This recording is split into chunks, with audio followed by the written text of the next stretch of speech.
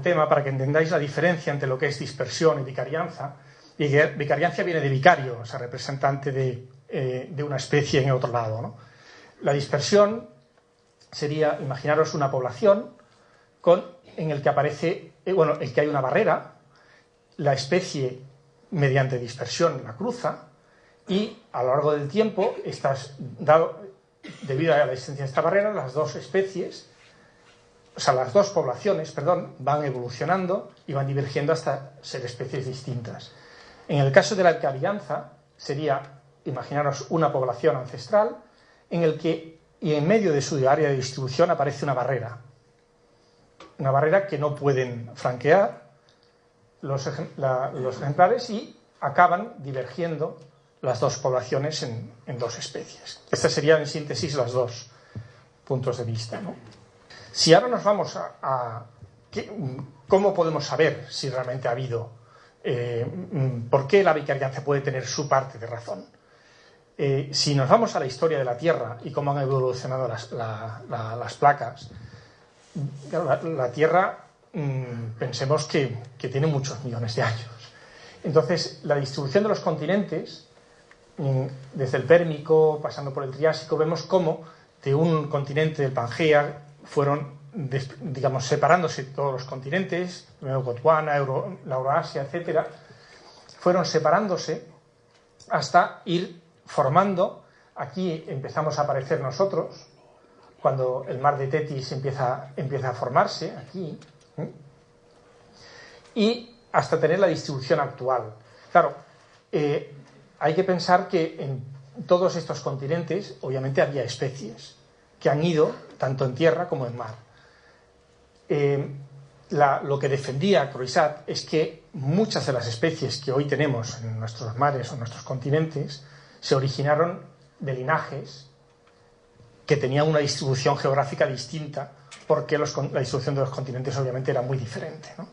Entonces, claro, si América y África estaban juntos, pues esa barrera que hablábamos, que aparecía en el esquema anterior cuando se explicaba la vicarianza, pues claro, al parecer esta barrera, entonces pues puede tender a una especie que estaba aquí en los dos continentes, se separaban y mantienen su semejanza, pero son distintas. Esto ha sido muy estudiado y es donde precisamente ha tenido unos grandes defensores, Croizat, que es Nueva Zelanda, donde el porcentaje de endemismos allí es aún mayor que en el Mediterráneo. Si nos vamos a la historia del Mediterráneo, para entender cómo se ha ido formando el Mediterráneo y cómo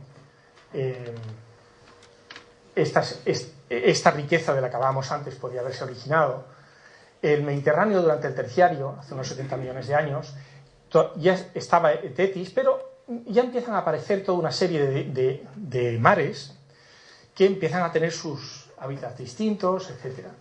Pero durante el Eoceno sigue estando abierto al Atlántico, pero ya empieza a cerrarse por lo que es el la actual Mar de Arabia, ¿no? Entonces, después pasa el Mioceno, donde ya está cerrado tanto. El Mediterráneo sigue estando en contacto con el Atlántico, pero ya está completamente cerrado con el Índico y el Pacífico. Y en el Mioceno superior ya se cierra. Durante el Mioceno se cierra el Atlántico y empieza lo que se llama la crisis del Messiniense, que originó, como veremos ahora, la desecación de la gran parte del Mediterráneo. O sea, el Mediterráneo hace 12 o 13 millones de años y 5 millones de años estuvo cerrado al Atlántico y obviamente también al Índico. Pero quedaron una serie de pequeños mares donde debió de conservarse parte de la flora y la fauna marina que dio lugar después a algunas de las especies que hoy día conocemos. La abertura del estrecho de Gibraltar, cuando Hércules entra en función, fue hace unos 5 o 6 millones de años, y en un trabajo reciente del año pasado que publicaron en Hechos, lo que se descubrió es que esa abertura, Hércules debía de ser muy fuerte, o al menos lo suficiente para hacer la abertura, y el Mediterráneo se llenó prácticamente entre 2 meses y un año. Por el estudio que hacen, la verdad es que es un artículo interesantísimo, Y no fue realmente una cascada, sino fue como una especie de avalancha. Olvidaros de una cascada como... Más que una cascada fue un río, por entendernos. Pero que llenó toda la cuenca mediterránea, se calcula entre 2 meses y 1 año. En el estado actual, lo que tenemos es una abertura de 14 kilómetros de ancho y muy poco profunda, son 320 metros, o sea, nada. Si lo consideramos, bueno, la profundidad máxima del Mediterráneo son 3.000 y pico metros, y en el Atlántico obviamente es más, ¿no? Pero es una profundidad muy somera. Actualmente tenemos otra abertura, que es el Canal de Suez, que veremos después que tiene una importancia también grande, por nuestra desgracia, pero que es de muy poco profundo, de 15 metros, nada más, y 125 de ancho. Aunque ahora está previsto, lo he visto, que eso aumentará. Bien, pero esta abertura tiene unas consecuencias importantísimas para la fauna y la flora del Mediterráneo. Veremos por qué. La entrada del agua Mediterráneo, perdón, la entrada del agua atlántica es un agua, aunque sea más fría, es un agua menos densa que la del Mediterráneo. Y por lo tanto entra por la superficie. Entra por la superficie, mientras que el agua mediterránea, más densa, pasa por el fondo. Esto, unido a una serie de giros ciclónicos, origina, aquí estaría el estrecho de Gibraltar, y aquí lo que se conoce como el frente Almería-Orán, que es, digamos, el final de la influencia de agua atlántica pura y dura, podríamos decir. Pero estos ciclos y esta entrada, esta manera de entrar, de girar y de provocar una interfase, una gran diferencia entre el agua, digamos, de lo que es el mar de Alborán y el resto del Mediterráneo, provoca una barrera. Es una barrera no tan fuerte como puede ser una cordillera montañosa, pero sí muy importante para los organismos marinos. Aquí tenéis algunas cifras para que veáis. Claro, la evaporación del Mediterráneo es muy elevada. Toda esta evaporación se tiene que venir compensada tanto por los ríos, no mucho, pero sobre todo es por el estrecho de Gibraltar y algo por el Bósforo. Aunque el Bósforo es muy estrecho, el aporte de los ríos que desembocan en el Mar Negro es bastante importante. Al final, el nivel es ligeramente inferior en el Mediterráneo y lo mismo ocurre con el Mar Rojo, ¿no? El agua mediterránea, esta manera de entrar y salir el agua, y sobre todo de cómo se forma esta agua mediterránea, que es realmente curiosa y muy interesante, condiciona mucho toda la vida en el Mediterráneo.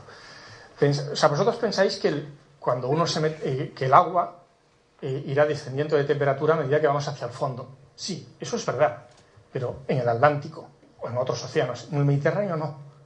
En el Mediterráneo, a partir de 200 metros, la temperatura permanece constante, son 12 grados, no baja de temperatura. Es la misma que hay en invierno. En invierno, la temperatura más baja que se puede tener en el Mediterráneo es 11-12 grados, depende si sopla mucha tramontana o poca, y esa temperatura se mantiene hasta los 2.000 metros de profundidad. Entonces, esto lo que hace es, este enfriamiento, que ocurre sobre todo en invierno, unido en zonas donde hay mucho viento, que evapora mucho el agua, como puede ser toda la zona del Golfo de León, donde hay la tramontana, toda la zona del Adriático, pero sobre todo donde hay el Mistral, no recuerdo cómo se llama, el viento frío en la zona del Mar Egeo, pero estas zonas marcadas en rojo son zonas de hundimiento del agua debido a un fuerte viento que lo que hace es enfriar y evaporar, con lo cual la densidad del agua se hace muy grande y baja hacia el fondo.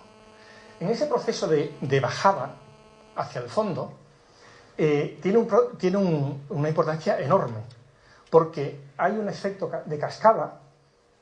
El agua, digamos, va hacia el fondo como si fuese una cascada, pero además medible, o sea, son varios metros por segundo de velocidad. Con la gran ventaja de que ese agua, al bajar, provoca una luz